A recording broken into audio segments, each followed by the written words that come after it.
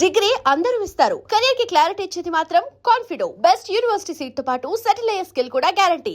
ఇంత క్లాసికల్గా మీరు పద్యాలు కీర్తనలు ఇవన్నీ పాడుతూ మంచి చలాకీ పాటలు కూడా మధ్యలో పాడారు, చాలా పాడారు. అవును. ఆ చలాకీ పాటలు పాడేటప్పుడు మరి మీకు ఇది అది ఎలా మీరు అంటే ఎలా పికప్ చేశారు అది ఆ రోజుల్లో?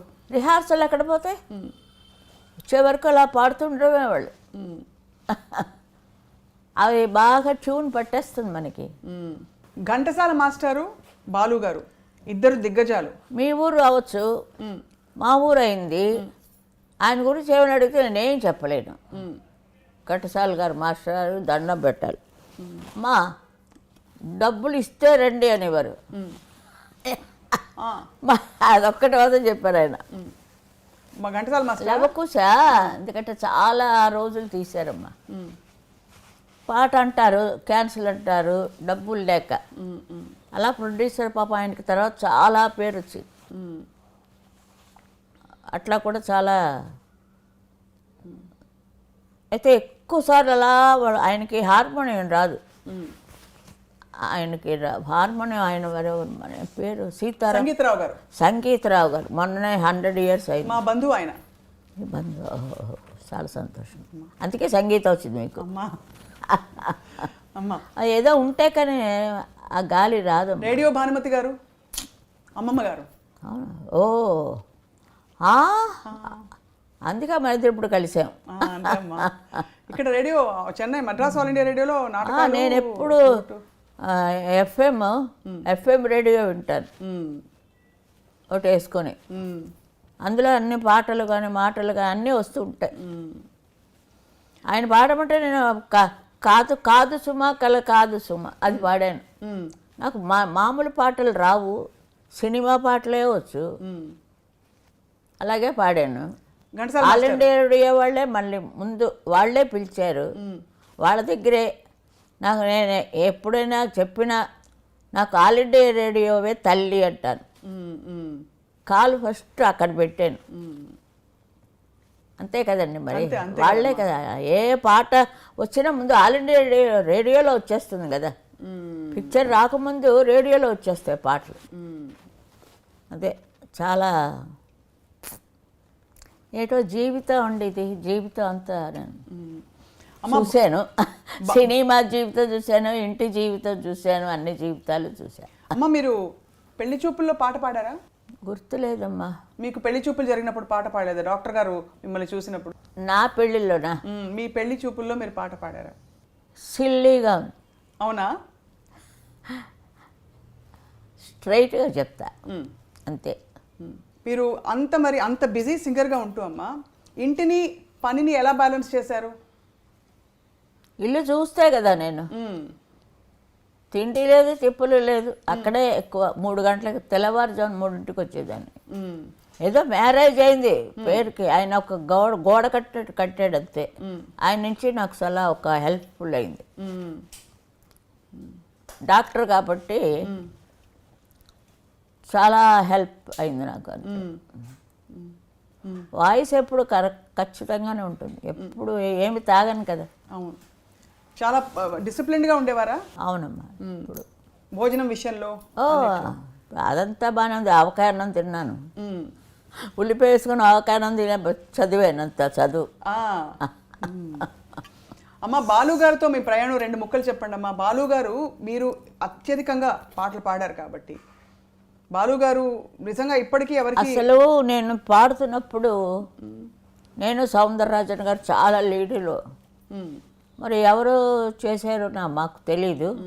మాకు తగ్గాయి, ఇద్దరికీ తగ్గాయి పాటలు. అప్పుడు చక్రవర్తి గారు వచ్చారు. సుశీల గారే పాడాలన్నాడు. ట్రెండ్ మారిపోయింది.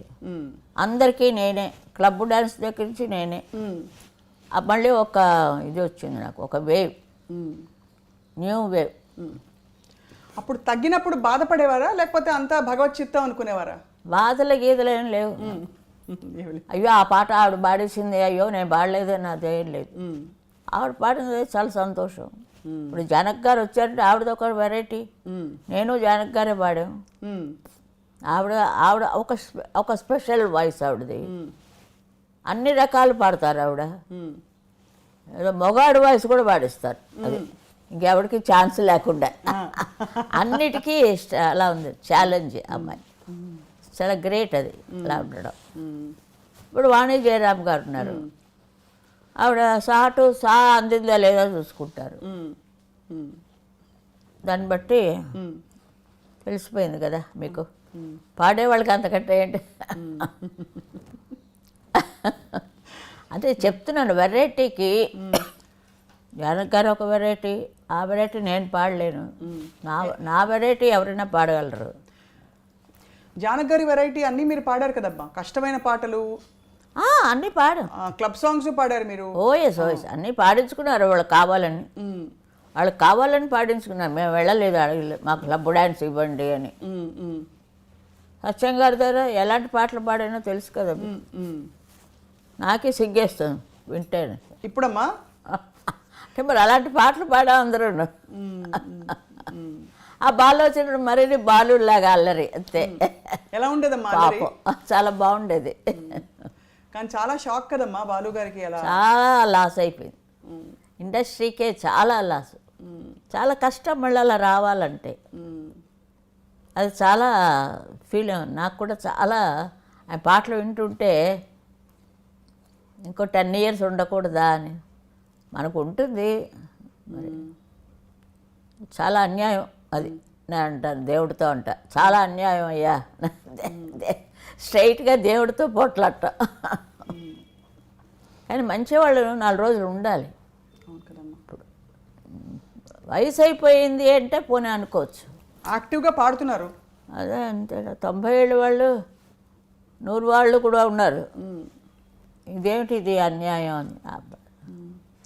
అమ్మ సీతారామ శాస్త్రి గారు వెళ్ళిపోవడం కూడా చాలా బాధ కలిగించింది. అంత చిన్న వయసులో వారు ఇంకా ఉండవలసిన వారు పాడాలని. వారికి సిరివెన్నెల ఇంటి పేరు తెచ్చిపెట్టిన సినిమా, అందులో మీరు పాడిన టైటిల్ సాంగ్ విధాత తలపున అందులో పాడింది. ఆ పాట రికార్డింగ్ గురించి 2 ముక్కలు చెప్పాలమ్మా మాకు. బికాస్ ఏ పాట? విరించినై విరచించి తిని ఈ కవనం, అది విశ్వనాథ్ గారు, కే విశ్వనాథ్ గారు. అదొక టైపు అంతే. మరి నమస్కారం. తెలియకుండా ఎవరి గురించి మనం మాట్లాడకూడదు. ఆ పాట గురించి చెప్పాల్సిందిగా కోరుతున్నామమ్మా. అదే బాలు కదా స్టార్ట్ చేశాడు, బాలు గారు స్టార్ట్ చేసి మధ్యలో మీరు పాడాను జనించు ప్రతి శిశుగళమున. అవునవునవును. అది మీ ఆయన విశ్వనాథ్ గారు అన్నీ సపరేట్గా ఉంటాయండి, చాలా మనసుకి హత్తుకునేటట్టు ఉంటాయి పాటలు. మహాదేవన్ గారి పాటలు కూడా అట్లాగే ఉంటాయి. జానకి గారికి ఎంత పాపులర్ తమిళ్లో, ఆవిడ పాటలే పాపులర్. జానక్ గారికి, షౌకర్ జానక్ గారు, ఒక్కొక్కరు ఒక్కొక్క హీరోయిన్